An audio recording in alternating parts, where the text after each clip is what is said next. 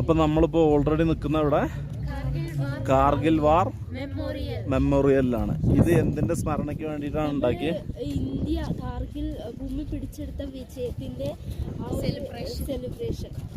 ആ ഒരു ഇതിലാണ് നമ്മൾ ആ ഒരു വിജയ മഹോത്സവം കൊണ്ടാടാൻ വേണ്ടിയിട്ടാണ് നമ്മൾ ഈ ഒരു യുദ്ധ സ്മാരകം നിർമ്മിച്ചിട്ടുള്ളത്. അപ്പോൾ ഇവിടെ നമ്മൾ കയറി വരുമ്പോൾ ഒരുപാട് ഇൻസ്ട്രക്ഷൻസ് ഒക്കെ ഉണ്ട്. അതൊക്കെ നല്ല പക്കയായിട്ട് പാലിച്ചിട്ട് വേണം കേട്ടോ വരാൻ വേണ്ടിയിട്ട്. കയറി വരുമ്പോൾ തന്നെ അവർ പറഞ്ഞു തരും. ഇത് നമുക്ക് ഇവിടെ കാണാം കാർഗിൽ വാറിനൊക്കെ ഉപയോഗിച്ചിരുന്ന അത്യാധുനിക സജ്ജീകരണങ്ങളോട് കൂടിയിട്ടുള്ള യുദ്ധവിമാനങ്ങളൊക്കെ അല്ലേ. നമുക്ക് സംസാരിക്കാൻ കഴിയുന്നില്ല, ഭയങ്കരമായിട്ട് തണുപ്പുണ്ട്. ഇത് ഓരോ ആളുകളെ ഫോട്ടോകളും നമുക്ക് കാണാം. അതാരാ? മേജർ വിവേക് ഗുപ്ത, അതായത് ഇന്ത്യക്ക് വേണ്ടിയിട്ട് ജീവത്യാഗം ചെയ്ത ധീര ജവാനാണ്. ആ അതുപോലെ നമുക്ക് ഇവിടെ മുന്നോട്ട് പോകുന്തോറും എല്ലാ ജവാന്മാരെയും നമുക്ക് കാണാം. യുദ്ധത്തിൽ പങ്കെടുത്തിട്ട് വീരമൃത്യു വരിച്ച മേജർ രാജേഷ് സിംഗ് അധികാരി എവിടെയുള്ള ആളാ?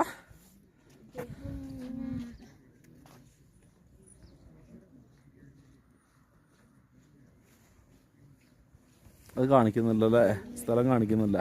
അതായത് കാർഗിൽ വാർ നടന്നത് 30 മെയ് 1999 ഇത് നമുക്കിതാ ഈ നമ്മുടെ ഇന്ത്യൻ്റെ ഫ്ലാഗ് കാണുമ്പോൾ എന്താ തോന്നുന്നത്? അഭിമാനാണ് അല്ലേ. ഇവിടെ അടുത്ത നമ്മളെ ഒരു ജീവത്യാഗം ചെയ്ത ഒരു ജവാന്റെ ഫോട്ടോ. ഇതാരാ? ലഫ്റ്റനന്റ് മനോജ് പാണ്ഡെ.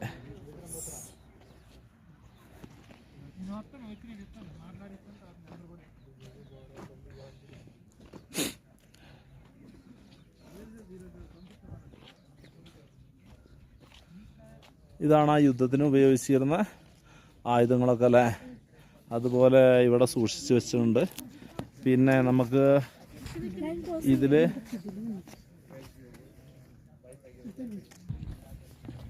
അപ്പോൾ നമുക്ക് ഇതുകൂടെ ഇങ്ങനെ നടന്നു പോകുമ്പോൾ ഇതെല്ലാം കാണാം.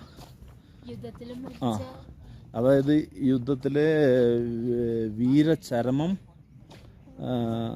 പ്രാപിച്ച ധീര ജവാന്മാരെ അവരെ മറവ് ചെയ്ത സ്ഥലമാണ് ഇതെല്ലാം കാണുന്നത് അല്ലേ.